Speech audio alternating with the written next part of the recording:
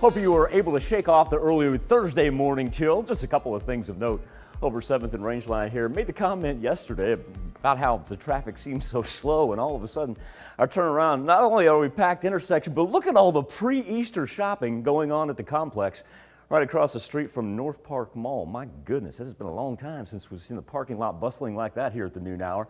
56 degrees, everybody trying to get out and enjoy some fresh air and sunshine, and who can blame them right now?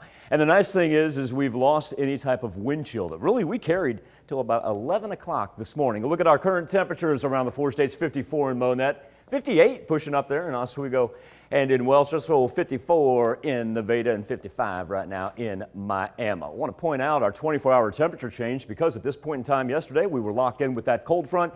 So even though we're substantially below normal, still 12 degrees warmer than what we were at this point in time Wednesday. You'll also notice the swirling down here in Little Rock. If you take that line right there, say, go from Decatur on down to about DFW right there, throw Little Rock in on the southeastern portion of it, that's where temperatures still cooler today than what they were yesterday, because the cold front really was hanging about there in northwest Arkansas, hadn't pushed all the way through. But also too, that swirl that you see indicating a little low pressure. So when we talk about our winds here in the four states, Joplin Regional is chiming in at 17 miles per hour. Everybody else running about 5 to 10.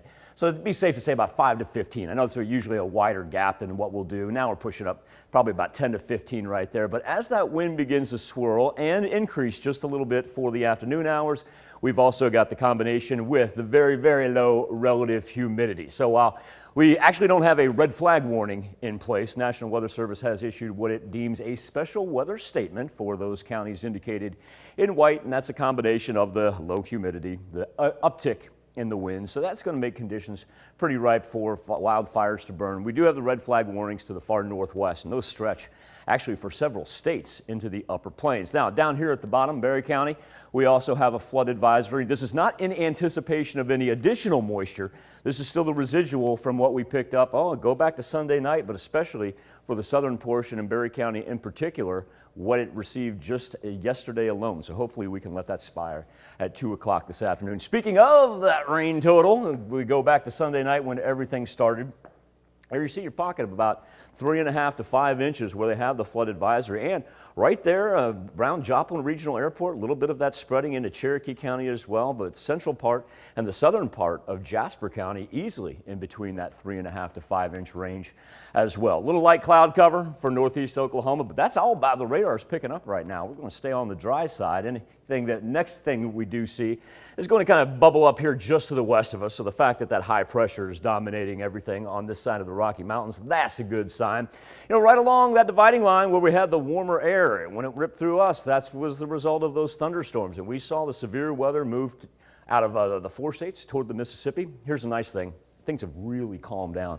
Even when we go to the severe thunderstorm risk map, you'll notice there's just a slight sliver that stays in that low category. It's about the first time in 3 days that some place in the contiguous 48 has not been a part of the high category. Tomorrow morning, not too bad. This is actual wind chill. Our temperature's just a little bit above this, but we're going to be able to escape those 30s that we had. And then tomorrow afternoon, probably going to even throw up some 70s. So let's talk a little bit about our next round of moisture. Friday, mid-morning, 9, 10 o'clock. There we go. We pop up. This is going to sprint through quick, though. Not going to be an all-day affair. And as that dominates the central portion, then transition down to the south for Friday and Saturday. So we're shaping up down south. Now look at this on Sunday.